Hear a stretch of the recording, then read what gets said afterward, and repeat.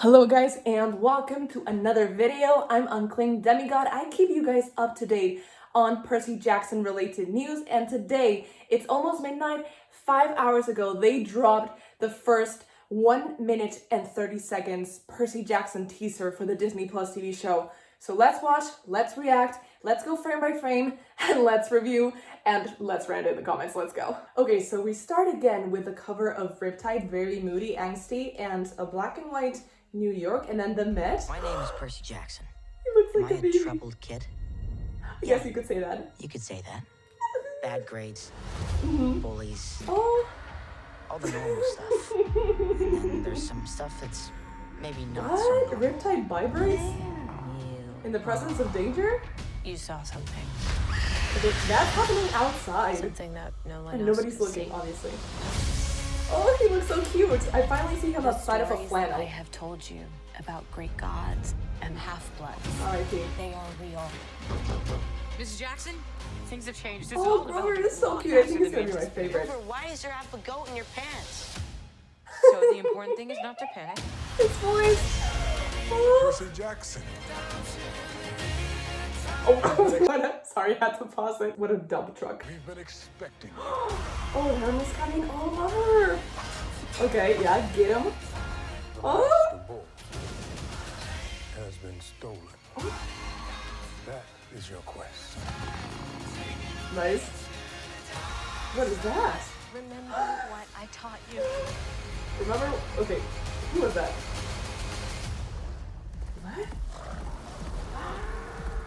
You're gonna need to be brave now. Oh my god. Wait. Oh my god. I feel like we've seen a lot, but at the same time, it doesn't really add that much. It was the first hint of humor that we've gotten so far, because a lot of people were saying that from the trailer. It looks like it's gonna be super angsty. We might be getting one of those adaptations that goes the angsty route instead of going like the fun, quirky camp route that this show deserves. His voice, I don't know if I'll ever hear his voice while I'm reading the book. For me, Percy's voice is the person who did the first recording of the Percy Jackson musical.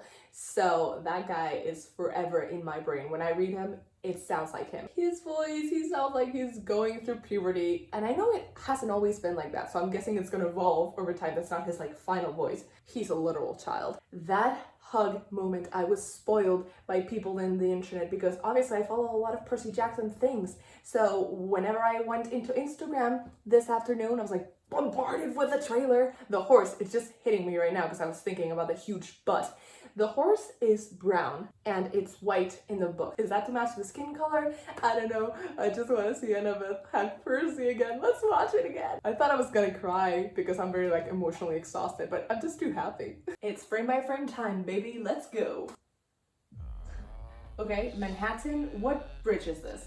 Is this important to the plot? Who knows? Okay, so we are at the Met. We're at the stairs. It looks like there, I don't know. Oh, look, there he is. There he is. We can see him next to Grover going up with his class. And then we see Percy in blue, which is obviously iconic. He looks so cute. Look at his baby face. And it looks like he's like filling something up for the school. And then he looks up and he's like, oh, I don't understand anything. And his eyes in that shot when he's looking up, I think they did something because it looks like they're reflecting green. And I know he has blue eyes, which is, you know, cause for a lot of disagreement in the fandom. They look very green there. Maybe next to the blue of his shirt, they look greener. It's giving Percy. They look green. Okay, and he is looking at, I'm guessing, Perseus? Someone who has the head of, it looks like Medusa, but also has wings in their hat. So maybe it's Hermes. Has Hermes ever gone against Medusa? I don't know. Is it Athena? I doubt it because it looks like a man who might be shirtless. Okay, Yancey Academy, Met Museum field trip, named Percy Jackson. He has very cute handwriting. Okay, they're studying the Greek collection. They have to answer questions listed below, blah, blah, blah. It's 20% of their final history grade. Fascinating. Choose a statue that speaks to you. Oh, why did that one speak to him? Is that Perseus? Perseus? Isn't the guy that killed Medusa his namesake? Or am I going crazy? Is he a troubled kid? You could say that. The poor guy has ADHD and dyslexia, and I'm loving the visual representation right now. Like, the guy's just trying to fill this in, and they're getting bullied by a redhead of all people. Interesting. And Grover just takes it. He's a trooper. He's there to protect Percy, and Percy's like about to stand up and have some words with her. Grover is a very chill dude. That girl in the back looked like, what the fuck is happening? Like, she was so surprised seeing bullying in real life by her friend. Grover's actor, anytime he's on screen, I don't know when I developed this maternal instinct towards him, but it's there and I will protect him. He's so cute, like, chill dude. Okay, why is Riptide vibrating in his hand? It's just a lot of him just looking up and reacting like, what is happening? And obviously that's gonna be most of season 1 and season 2 because Percy's not used to this, so he's just like, what?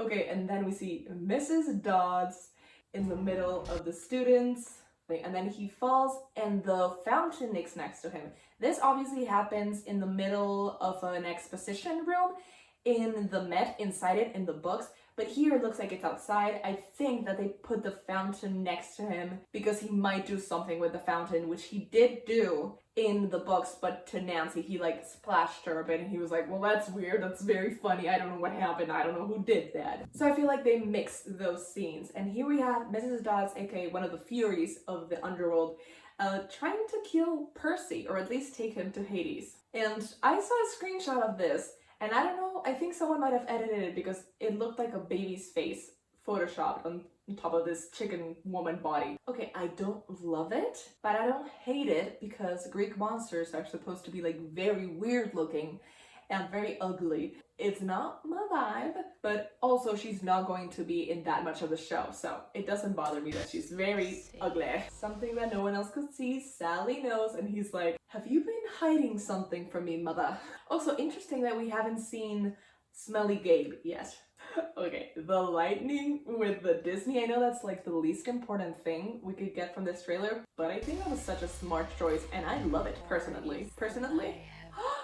Wait, okay. Is he crying or did he just wash his face? I think he just washed his face because it's also coming out of his nose. He is dressed in a lot of green, blues, and like browns. I think that's a good color palette for him. And I think his hair looks darker now and in the trailer than it did when the first photos came out. So I think that the fandom will be satisfied with that. This has to be Olympus. I wonder if this is supposed to be him being like 10-20 feet tall, or just like shrunken to size, because I just read the last book, The Last Olympian, and I want to see all the gods being ginormous. Like the were in the movie, I hate to invoke that movie, but they did get that part right. Half-Bloods. Okay, so this is our first look in this trailer of the camp. This is the blue team. Oh, being led by our fearless leader, Luke. I can't see a lot of his face, so I can't see his scar, but it doesn't look like there's a lot of them. And they're obviously playing capture the flag. I don't see Annabeth there. Okay, this is the cabin that they go to, like the little thing they do, I think maybe Long Island. And honestly looks way bigger than I was imagining. I love the vibe here. Oh, they sleep in bunk beds. That's so wholesome. Okay, and Percy is so confused, like, Grover, you've been gaslighting me for weeks about the existence of Mrs. Dodds, and now you suddenly appear in my vacation house when I'm like having one-on-one time with my mother. How did you find us? And most importantly, why? This is all developing a lot faster than me. He's the best. Okay, and he has his crutches. Why is there half a goat in your pants? Why is there half a goat in your pants? I'm gonna have to speed things up because the speaking is just killing me. Walker can definitely do humor. We've seen it. I've never appreciated Grover as he is supposed to be appreciated and as he deserves to be appreciated, but in my most recent reread, go watch those reading logs, I have started loving him so much. He's just incredible. I love him. Obviously, Percy's #1 and Annabeth's #2. Grover is right there competing for #3. Percy honestly doesn't look as confused as he should. So we're at the big house, I think, and we get, what does it say? Hephaestus? Okay, the meter, Zeus, Athena, maybe the blue one is Poseidon. So this is the signs. These are the signs to the cabin. Okay, we have Chiron speaking. Look at, is he wearing boots in like his lower horse half? What? This is the Hermes cabin because it has a lot of bunk beds, I feel like, and a lot of children. Yes, and people sleeping on the floor, which sucks, but it's the way it goes. Also, I'm seeing only girls in this cabin, which is weird because we've never heard of a female daughter of Hermes. Mostly in the books, if it's a male god, they have male children, and if it's a female god, they have female children. Just because that's the way Rick wrote it, but interesting. They look cute. It doesn't look as cramped as it should be. Okay, I love this shot. I don't know why it would be happening. I'm still in love with the girl just sitting that high up on that fallen tree, just like vibing, posing for a rap album cover. Love to see it. Clarice is so pretty. I cannot wait to see her in action. And we also get like a glimpse at the Camp Half-Blood necklaces with the beads. It looks like Clarice has like 3 or maybe 4, and most people just have 2, which makes sense because you don't survive a lot of summers here. But love to see Team Red really like taking the posing game to the next level. Clarice has to be the one in the middle, although the one next to her looks like she's wearing like a camo vest. But Clarice, for some reason, isn't wearing a helmet, I guess because she's the protagonist there, so her face has to be seen. It's the moneymaker. So this is obviously when they corner him and he is standing next to what was supposed to be a creek or river, but is most likely a huge ass lake. So he's about to get his ass pounded and then to pound theirs. He's not wearing a flannel. It's like that little skirt that Hercules has. And Grover being cute with his ears all out.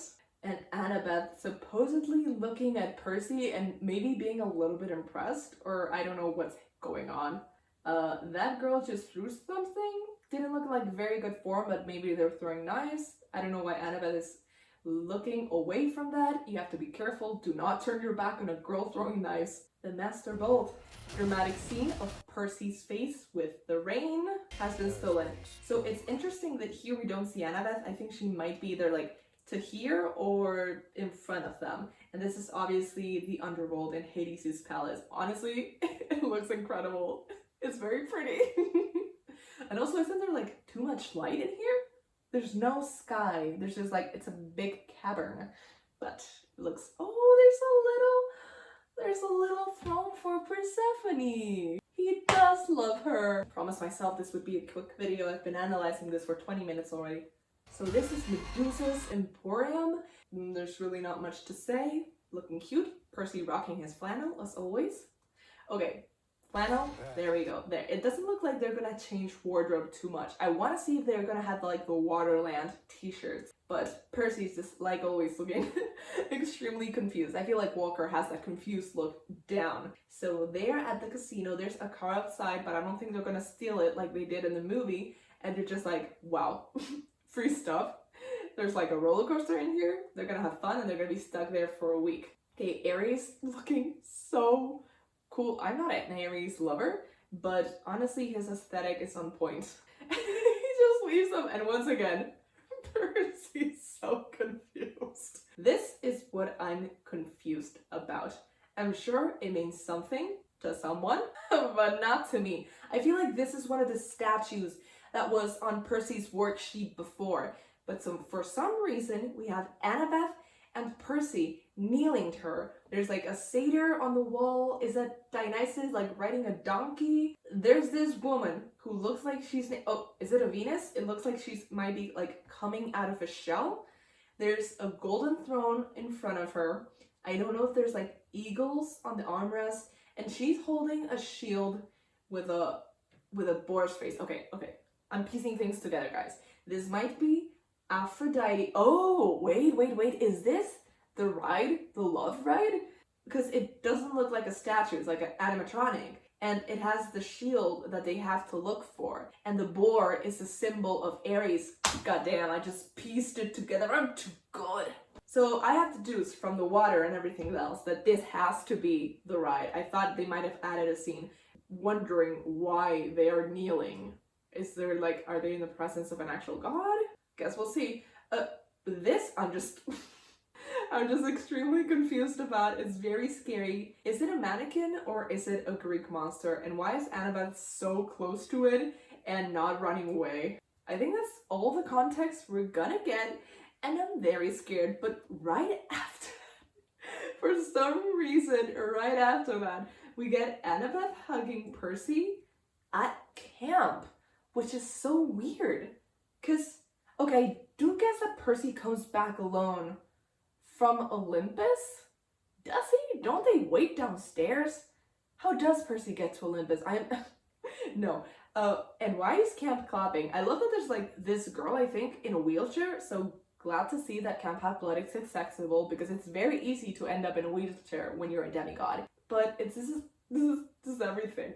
I don't think Annabeth is ever going to be like the same height as Percy or taller than him like she is in the third book. But this is so adorable. I love, love, love vulnerable Annabeth. We rarely get to see her being vulnerable like to Percy. We get to see her like being very nice to Talia and specifically to Juniper, but not usually to Percy. So this is very nice. I'm gonna guess this is where when Percy comes back, because I can't imagine it being in another moment. Welcome to Waterland. Is it me? Is it me? Or is this like very Perciveth centric? Where did Grover go? Because Grover was here in Waterland. He just didn't go on the ride. Or did he go on the ride? No, he didn't. He saved them afterwards with his flying shoes. Okay, that's very cute. Okay, then jumping.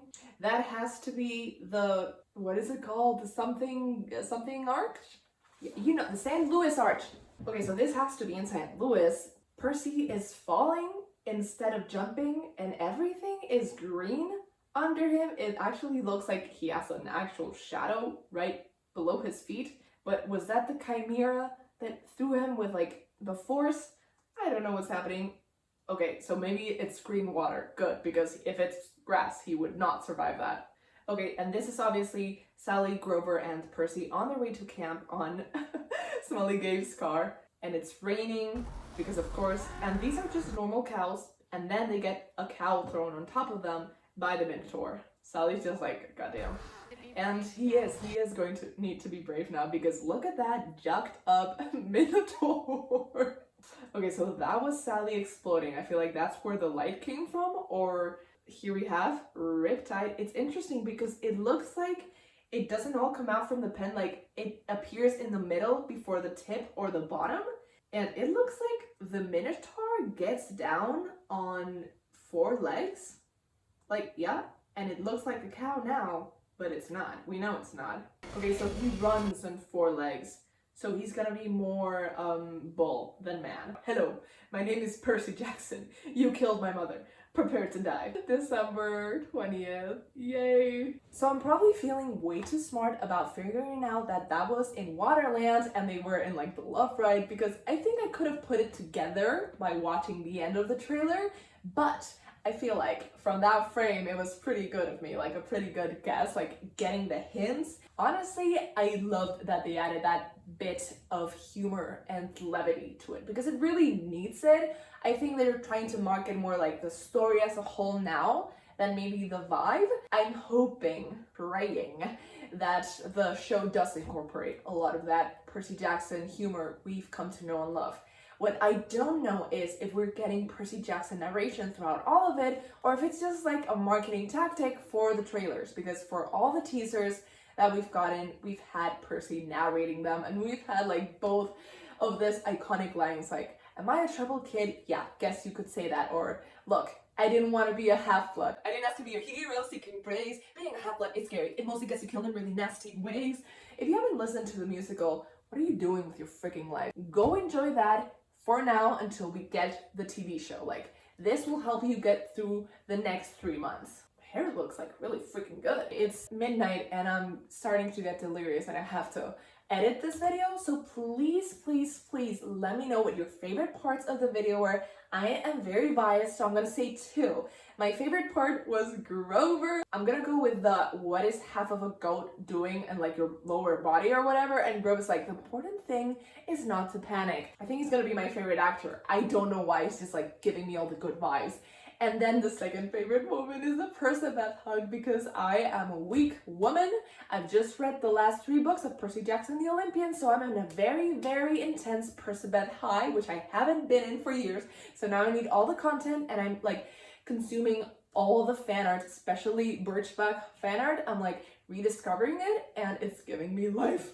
Please leave a like if you liked this video. Comment down below if you think this is gonna be a good show, if you're gonna turn up, if you're gonna tune in December 20th to watch it, and if you want me to make videos reacting or at least reviewing to the episodes because I will be traveling to New Zealand in that date. So subscribe if you haven't already and click that bell button so you get notifications every time I post a new video. I post videos just like this every Friday. I'm not posting this Friday because this one's coming out. This Friday was supposed to be the last Olympian reading vlog, but that will be next Friday, and the Friday after that I will be reviewing the Chalice of the Gods, book 6 of Percy Jackson and the Olympians. So please join me for this marathon and let's get ready to welcome that book into the world, guys. 2023 is the year of Percy Jackson. So I guess I'll see you guys next time. Bye! You guys don't know what it's like to create your YouTube channel based on the Percy Jackson adaptation and then to have the trailer drop while you're in the middle of teaching an English class and then you have to go have dinner with your friend. So it's been tough not watching the video yet. I saw a girl on the subway wearing the Camp Havla t-shirt and that made up for it. Let's watch it.